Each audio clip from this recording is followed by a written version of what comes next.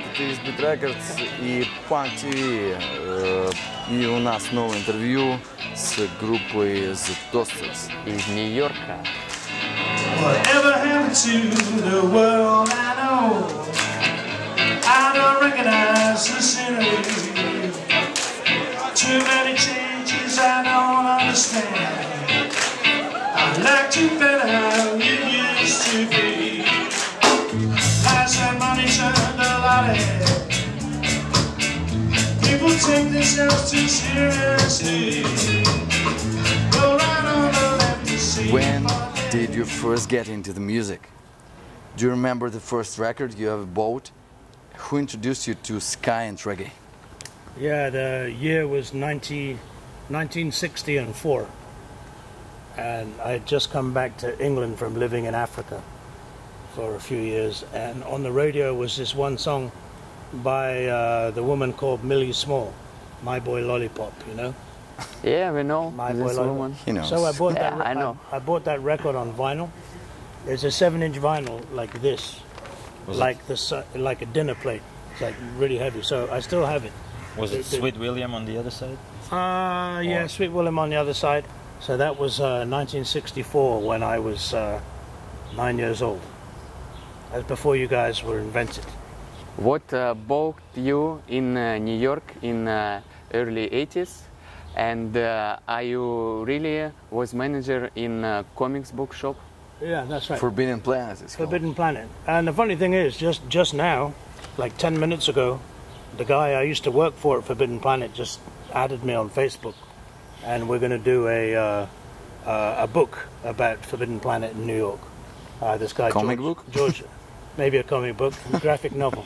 Okay. But I was working with them in London in 1979, and they said they want somebody to go to New York and help set up the business in New York. So I said, sounds like a good idea to me.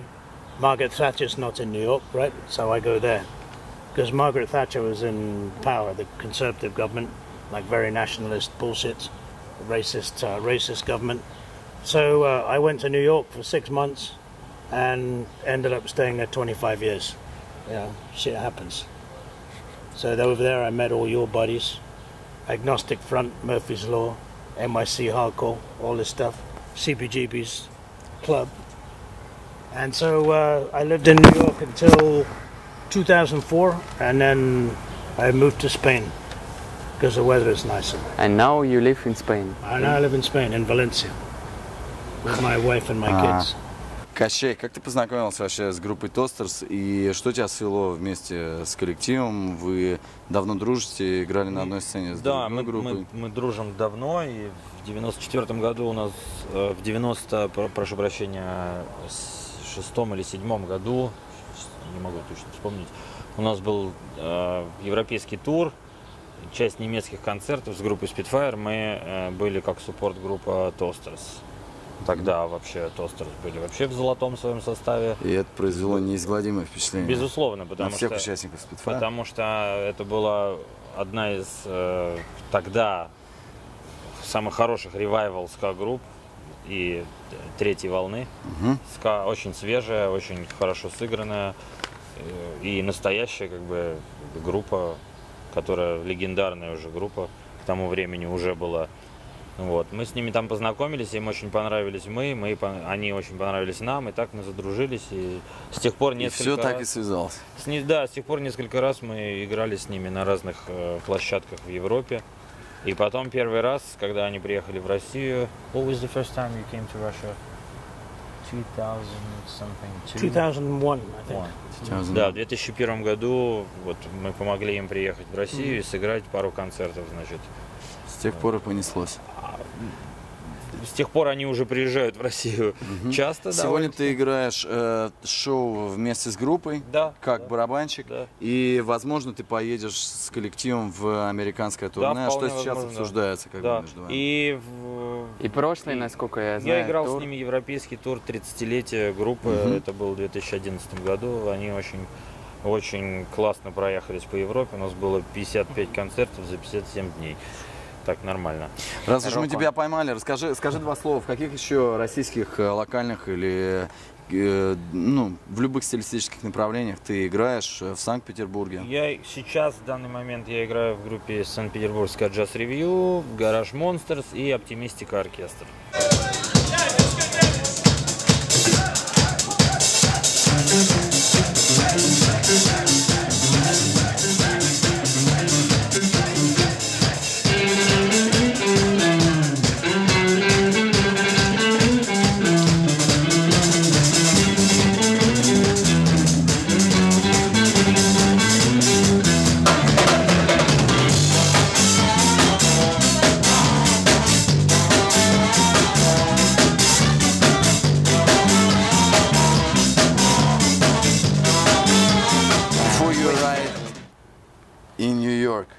In 80s, you were in a band called Eyewitness in the UK, right? Yeah, for a short time, maybe. Okay. Maybe 1 year. Can you tell us about the band? What did the band look and sound like? Is it fair to say the roots of the Toasters in the Eyewitness?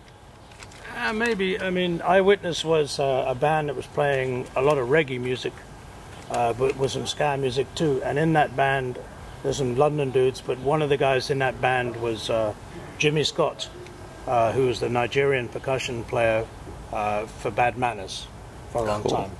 And so house band. Yeah, and so that's where I met, through him I met the Bad Manners guys, and Jimmy Scott was a great player, very exuberant guy.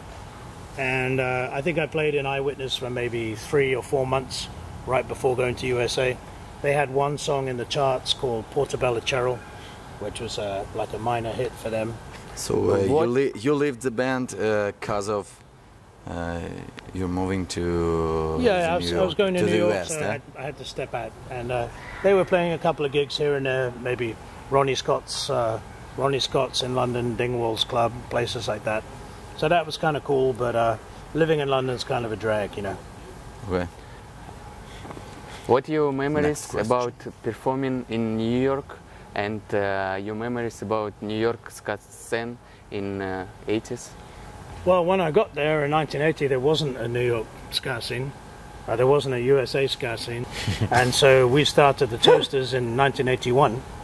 And then when we started playing and got the residency at CBGB's right about 1982, then that's when the New York scene started to coalesce, because there was a regular gig and people started to come, and we were able to find you know, better musicians who were interested in ska music. But in New York City in 1980 there was no ska scene, so we did a little bit of hard work, and now look what happened. And now there's no ska scene again. What are your thoughts about the ska boom in 90s? Well, it was a big difference between it was very different 80s, because 90s. nobody, at that point, there were a lot of ska bands working very hard in the USA. Bands like Bim Scala Bim from Boston, you know, bands like Fishbone, bands like the Scofflaws in New York City, who are really high quality bands. But when the big ska boom happened, it was more focused around LA and what we call bullshit ska, which is bands like Goldfinger. But what happened is the industry took bands like this, like Smash Mouth and Save Ferris from San Diego, and said, this is ska music. And I'm like, wait, whoa, hold on a minute, that's not ska music. This is a creation of the major labels' bullshit music. Yeah. And that's where, for me, it went wrong, because it could have been really great, but instead it went in the wrong direction, you know.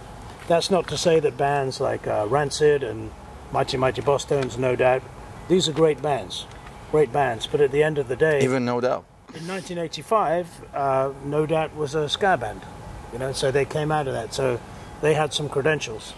But what happened with the ska boom commercially was unfortunate to the real bands, let's say.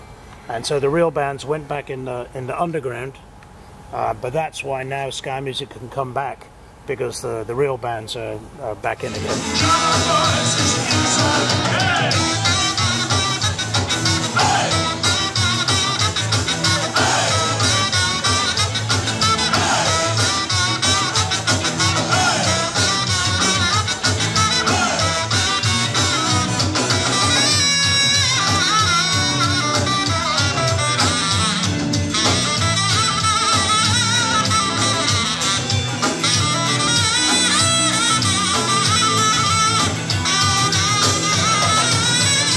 How do you feel in be labeled as American ska legend? That makes me feel old. But, you know, it is what it is. We've been playing with the band for 33 years, which is a long time. And so if people want to say that, then, you know, people can say what they want. Language is free, right? Yeah. But I just prefer to think about the Toasters and where I'm going to play next week. And the week after that, and, you know, the past is the past. We've had a really great time. And hopefully soon it'll be 35 years. Ska legend, you know? Cool. We'll see. Yeah.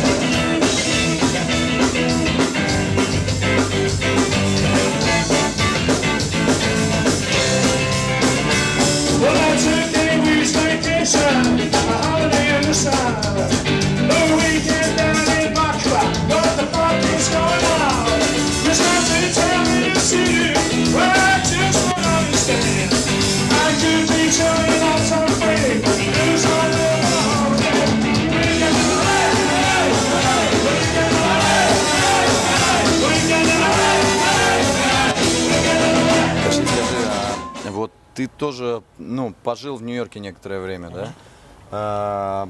В каком году тебе довелось и что этим ознаменовалось? Я начал ездить в Нью-Йорк в 2000-х, и это уже, конечно, был не тот Нью-Йорк, ну, это понятно, который... Но мы успели, одни из немногих российских групп, я знаю... Прокатиться, да? Я знаю только 3 группы: Текила Джаз, Аукцион и Аквариум, кто играли в CBGBs, и Spitfire 4, все. Больше никто не играл. Ну и мы прокатились очень хорошо, нам помогала группа Eastern Standard Time из Вашингтона. Наши друзья очень хорошие. Опять же, я встретил там Toasters, и мы играли... Я играл концерт в Филадельфии с Eastern Standard Time, и был концерт с Toasters в Knitting Factory, такой известный клуб. Can you name it things what associated with Russian? Stereotypes. Well, the first one is snow, but I haven't been here in the winter yet, so maybe next year we'll come in December. Dennis, what do you think? I think so. Not best. We'll go on a sleigh Good ride. time. I think no. Yeah, And then, You should say, I think no. No, I hope so. I hope so. And then, We're gonna ski. and then I think about some vodka, but we already drank some vodka. And on the day off in St. Petersburg on Sunday, we'll go to the supermarket and get some vodka to take home. Yeah. To take away from Take away Mother from the Russia. Yeah. Some Mother Russia blood. Blood, yeah. Where you have never been before, but would like to play a show? Let's see, where haven't I been yet? Africa. No, I haven't been to Africa, but I don't think I want to go there to play music because it's a very fucked up political situation down there, and the people that I want to play for they probably wouldn't let to the show. So Africa can kind of wait. It's that's a real problem continent for everybody because it still hasn't dug out from underneath the colonial era yet. And so the old colonialists are going out, the new colonialists like China are coming in. So Africa's a very messed up place. I don't want to go there. I also don't want to play in Israel because I don't support that state at all. It's because it's they exclude the Palestinians and it's not a fair system there. So like Tibet and China is the same thing. Yeah, the same kind of thing. Yeah. So these are kind of like flashpoints. So I mean, maybe I'd like to go play there, but I wouldn't want to go play in Israel because that would send a message that I support the state. South Africa, same way. They still haven't fixed that yet. So I think you know, right now there's a few countries in South America I haven't been to. So let's focus on the positives and stay with them. I want to go to Uruguay. I want to go to Bolivia. I want to go to Peru. So okay. That's next in the line of sight. Don't let the bastards grind you down.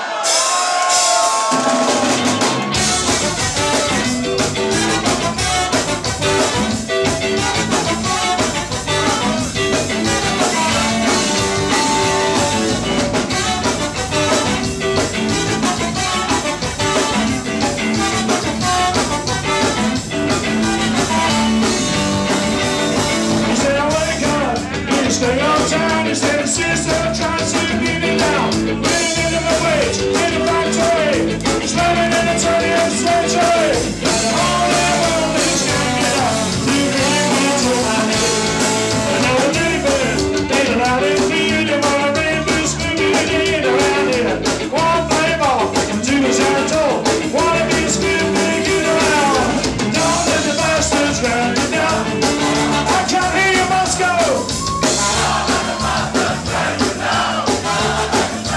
The last question. Yeah. If there Is anything there anything else you like to say or make people? to the kids, to the Russian kids, to the punk, Russian ska, punks, hardcore kids, That's say it. something. Thank you very much. I would say spasiba kids.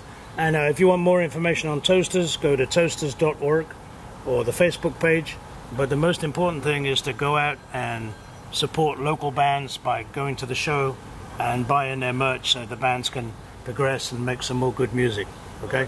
Which is not major label bullshit and power to the people, okay? Yeah. Денис, хочешь сказать что-нибудь Ну, чувакам, ходящим на концерты до сих пор и согласен начинающим с свою мнением группу? предыдущего оратора. То есть поддерживайте локальную сцену и, ну, действительно, ходите на концерты, поддерживайте, покупайте их мерч, распространяйте среди друзей, и чтобы это было у вас в головах, а не в головах банкиров, которые создают огромные корпорации музыкальные и превращают музыку в потребительский такой продукт, который, в общем, ну, в котором нет души.